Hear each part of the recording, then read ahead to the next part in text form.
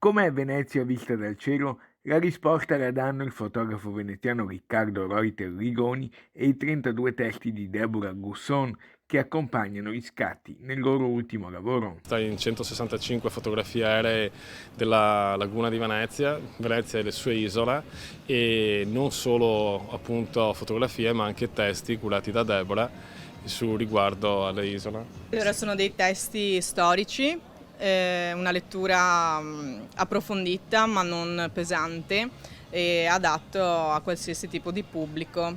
Il libro si chiama Venezia vista dal cielo perché appunto parla non solo della città di Venezia ma anche di tutte le isole che compongono la laguna. Sono tutte quante foto realizzate a bordo di elicotteri, non sono foto aeree realizzate da drone, e fotografare dal vivo è un'emozione enorme perché si entra in contatto con la città.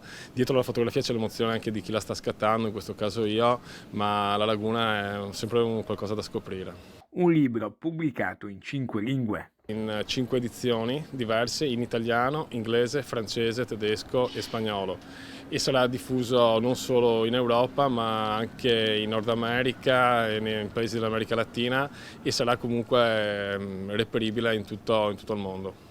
Ci è voluto molto tempo per appunto raccontare in maniera sintetica ma precisa quello che è il complesso lagunare con tutte le sue isole, perché appunto Venezia non è mai una realtà a sé stante ma comunica continuamente nella storia e nel tempo con tutti questi suoi, diciamo, satelliti che la circondano.